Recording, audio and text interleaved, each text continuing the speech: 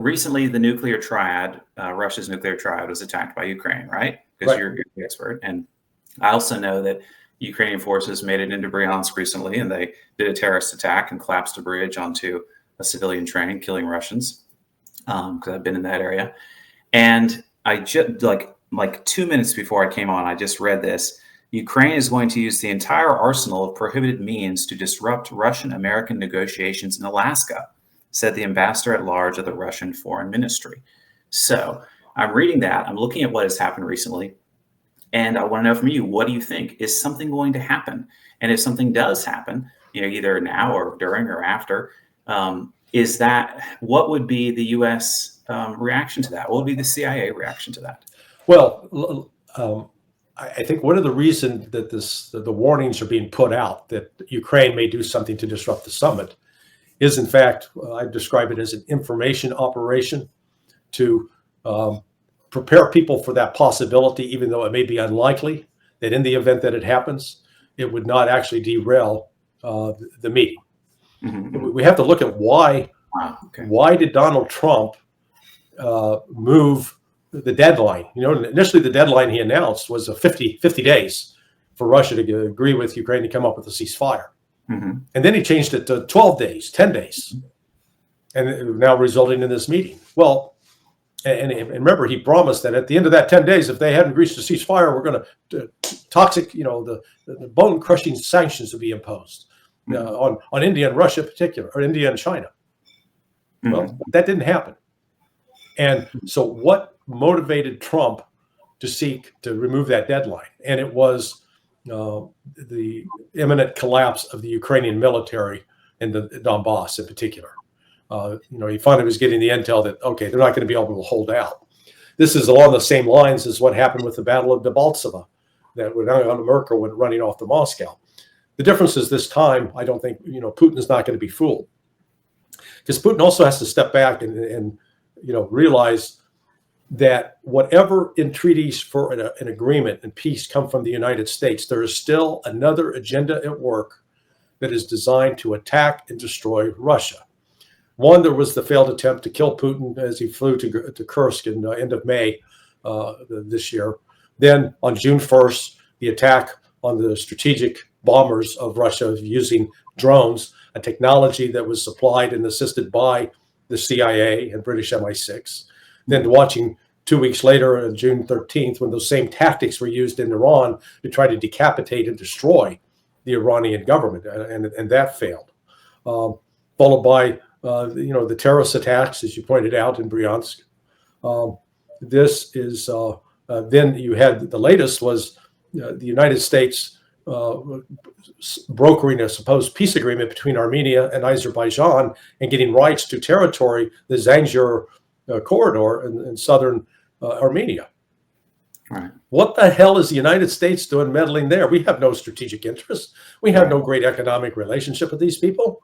Right. This is all about the intent to bring Azerbaijan, Armenia into NATO, continue to surround Russia, to destroy Russia. I can't emphasize enough that there is no desire or intent in the United States, in the leadership, in the government, to find an accommodation, a peaceful accommodation with Russia, even with whatever Trump and Putin come up with.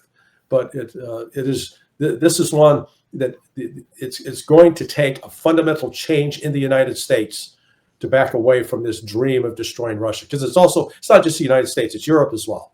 They're obsessed with it. And it's one thing I could understand, you're too young to remember, but growing up, as I did during the Cold War, there was the fear of a Soviet international communist conspiracy to conquer the world. That was what we were sold. That was what we were taught. Right. Well, Russia today is not that. Russia is not pushing a communist ideology. Russia is not pushing an authoritarian doctrine. If anything, Russia is proselytizing Christianity through the Eastern Orthodox Christian Church. Absolutely. That's the threat to the West, because the West is under this control of, I call, almost demonic forces. I see. Well, on that line of thought, so, maybe I'm a fool, but when Trump got pierced through the ear, that's when my hope for him was at its highest. He looked like a changed man. And when asked about Russia versus Ukraine, he would always answer, I'm for the death to stop. He wouldn't like take a side, and it's going to end in one day. And I thought, well, if he says it's going to end in one day, because I live in Russia and I know how things are, the only way he could say that is he's going to tell Ukraine, it's over, stop it, knock it off, we're done here. Yeah.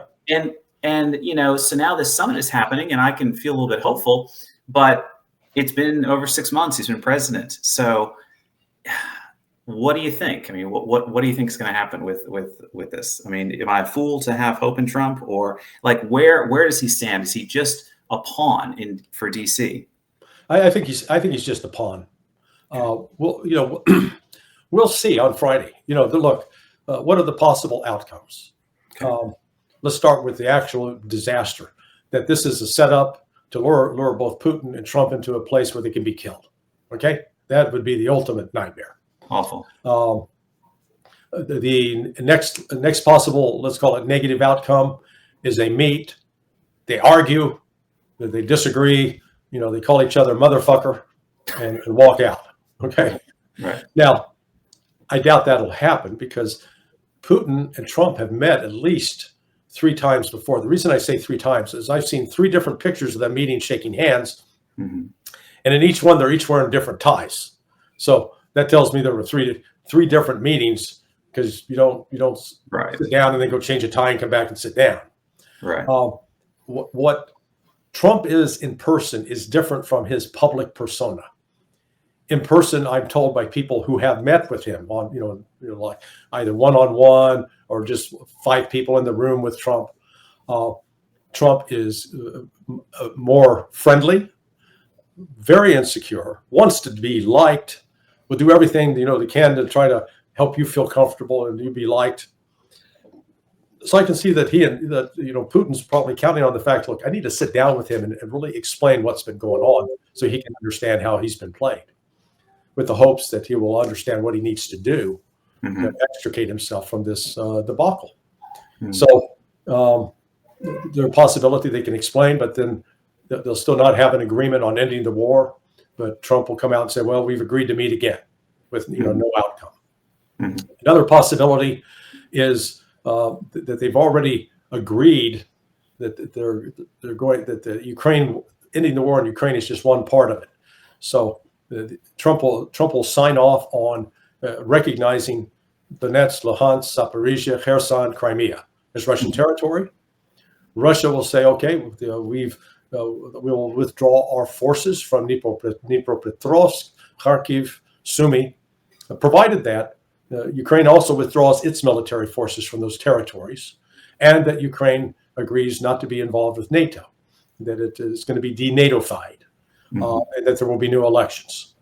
So that'll be the outline of the deal that Trump will come out and present to Ukraine, and Ukraine will tell him to go pound it up his ass if they're not going to do that.